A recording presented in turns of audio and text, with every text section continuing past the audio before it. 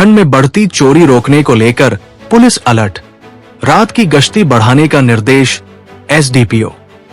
पाकुड़ अनुमंडल पुलिस पदाधिकारी एसडीपीओ दयानंद आजाद ने अपने कार्यालय कक्ष में अपराध मासिक गोष्ठी का आयोजन किया। गोष्ठी में उन्होंने पाकुड़ शहर में लगातार हो रही चोरी की घटनाओं पर चिंता जताते हुए सभी थाना प्रभारियों को सघन रात्रि गश्ती बढ़ाने का निर्देश दिया। एसडीपीओ ने बताया कि ठंड के मौसम में लोग जल्दी सो जाते हैं, जिससे चोरी की आशंका बढ़ जाती है। इसी को ध्यान में रखते हुए सभी थानों को रात में नियमित और प्रभावी गश्ती करने को कहा गया है। बैठक में दिसंबर माह में घटित कांडों की समीक्षा भी की गई। उन्होंने अवैध खनिज परिवहन पर कड़ी नजर रखने और इस पर प्रभावी कार्रवाई के निर्देश दिए। वहीं हाल ही में झिकरहटी संथाली टोला में हुए बम कांड को लेकर एसडीपीओ ने बताया कि दोनों पक्षों द्वारा आवेदन नहीं दिए जाने के बावजूद पुलिस ने स्वतः संज्ञान लेते हुए एफआईआर दर्ज की है। इस मामले में कई नामजद सहित 20 से 25 लोगों को आरोपी बनाया गया है।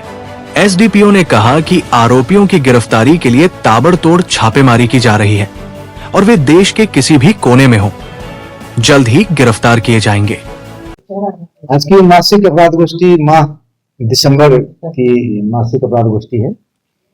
इसमें हमेशा की तरह हम लोग जितने भी पिछले वर्ष के अंतिम महीने में जितने केस हुए हैं हमेशा उसकी चर्चा करेंगे।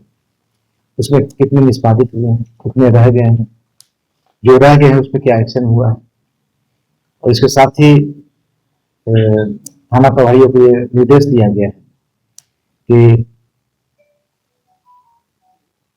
चारे के दिनों में चोरी की घटनाएं बढ़ जाती है, क्योंकि लोग गहरी नींद सोते हैं, रातें धुंध से भरी होती है।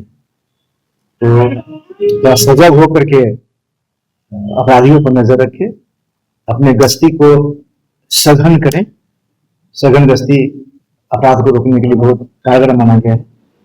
चौगान के माध्यम से शहर में, इलाके में आने जाने वाले लोगों पर नजर रखें, दागियों की नियमित चेकिंग करें, और जितने भी जमीन संबंधी विवादास्पद मामले हैं, खासकर अभी दंडकथनी का समय चल रहा है, तो आसूचना इकट्ठा कर जो भी विवादित जगह है वहां पे नजर रखें, क्योंकि लोग आपस में विवाद में उलझ जाए कोई बड़ी घटना। सर पुलिस क्या कर रही है? पिछले दिनों जो झिकरहटी में घटना घटी, उसमें गांव के दोनों पक्ष में से किसी पक्ष ने थाने में एफआईआर आके नहीं किया, इसलिए कि दोनों पक्ष ही विवादित है और दोनों पक्ष की गलती थी। उन्होंने अपने आप को बचाने के लिए एक दूसरे को बचाने के लिए उन लोगों के द्वारा एफआईआर नहीं किया गया, लेकिन थाना प्रभारी ने स्वतः संज्ञान लेकर के एक गंभीर एफआईआर किया है, और उस पर लगातार छापामारी चल रही है। हम लोग चिन्हित कर रहे हैं लोगों को, और सभी लोग अभी घर से भागे हुए हैं, लेकिन वो बचेंगे नहीं।